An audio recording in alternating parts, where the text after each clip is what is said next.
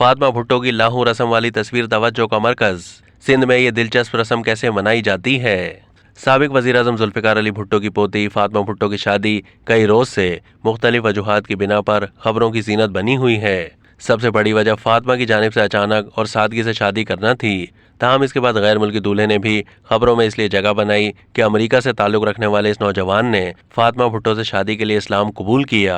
मगर इसके अलावा शादी की एक रस्म भी लोगों की तवज्जो का मरकज बन गई, जिसमें दूल्हा और दुल्हन के सर को एक दूसरे से टकराया जाता है। सोशल मीडिया पर फातिमा भुट्टो की शादी की दीगर तस्वीरों के साथ साथ इस मुनफरिद रस्म की तस्वीर पर भी बहस की जा रही है कि आखिर ये कौन सी रस्म है और इसे क्या कहा जाता है।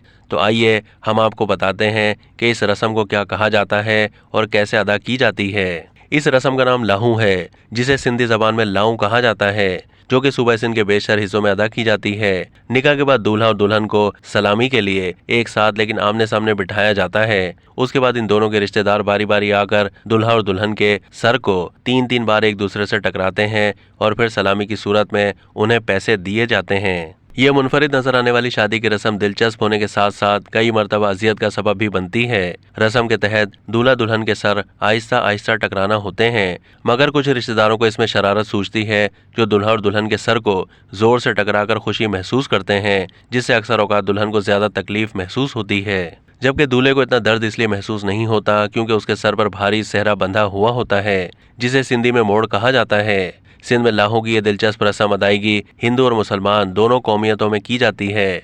इसके अलावा फातिमा भुट्टो और उनके शौहर ग्राहम की इस तस्वीर पर सोशल मीडिया सार्फिन ने खूब तबसरे किए। एक सराइकी सारिफ के मुताबिक ये रस्म सराइकी सकाफत का भी हिस्सा है, जबकि दूसरे सारिफ ने लिखा कि उनके यहाँ 7 अफराद 7 मरतबा दूल्हे और दुल्हन का सर टकराते हैं। याद रहे कि अमेरिका से ताल्लुक रखने वाले ग्राहम ने फातिमा भुट्टो से शादी से पहले इस्लाम कबूल किया और अपना नाम ग्राहम से बदलकर जिब्रान रख दिया।